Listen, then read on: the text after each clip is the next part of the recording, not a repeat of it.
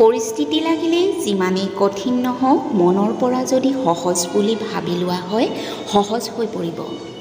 আপুনি সঁচাকৈয়ে যি কৰিব বিচাৰে সেয়া কৰিবলৈ চেষ্টা কৰাটো এৰি নিদিব।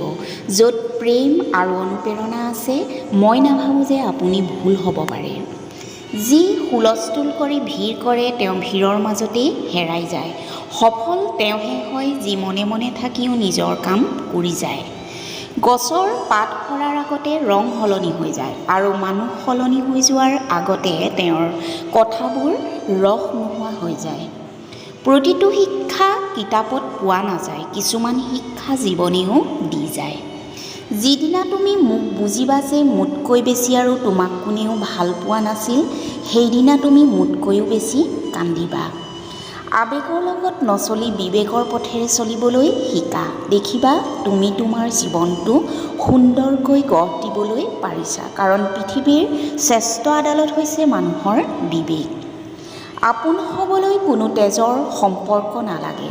দুখৰ সময়ত যিজন আপোনাৰ কাষত থাকে সেইজনেই প্ৰকৃত আপোন। সদায় সত্যবাদী মানুহৰ লগত বন্ধুত্ব কৰা উচিত, কিয়নো সেইসকলে ভাল দিনত মূল্যৱান সম্পদ আৰু বেয়া দিনত প্ৰতিৰক্ষক হৈ থিয় দিয়ে।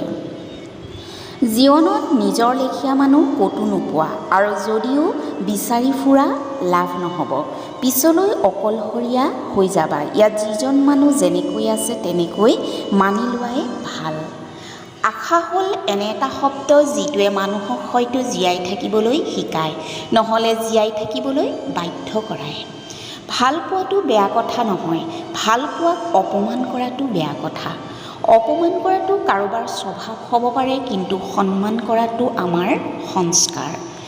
যিজন মানুহে হৃদয়ত অভিমান আৰু মুখত অভিযোগ কমকৈ ৰাখে সেইজন মানুহে সকলো ধৰণৰ সম্পৰ্ক পালন কৰিবও জানে। যিয়ে নিজে সংঘৰ্ষত থাকিও আপোনাক সহায় কৰে সেয়া কেৱল সহায় নহয়, সেয়া আপোনাৰ প্ৰতি ভাল পোৱা। নিজৰ লক্ষ্যৰ প্ৰতি উন্মাদ আৰু জেদীসকলে ইতিহাস সৃষ্টি কৰে। এনেদৰে প্ৰতিযোগিতা কৰক যে হাৰিলেও আপোনাৰ জয়তকৈ আপোনাৰ পৰাজয়ৰ বিষয়ে বেছি আলোচনা কৰা হয়। সফলতাৰ ৰাজপ্ৰসাদ কেৱল কৰ্মৰ ভেটিত থিয় হৈ আছে। দুৰ্বল মানুহজন সদায় ভিৰৰ মাজত থাকে, কিন্তু এজন জ্ঞানী মানুহ সদায় অকলশৰীয়া।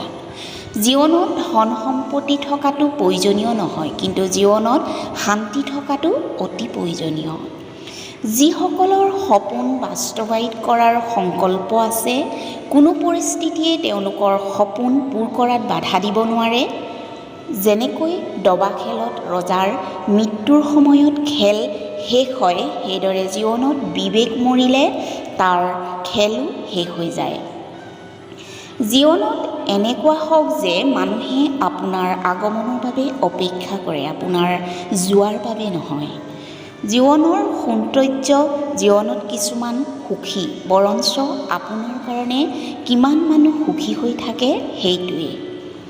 মানুহে কোৱা কথা নহয়, হৃদয়ে যি কয় তাকেই কৰক। ভাল লাগিলে লাইক কমেণ্ট কৰি মোক আগবাঢ়ি যোৱাত সহায় কৰিব বুলি আশা কৰিলোঁ। ধন্যবাদ।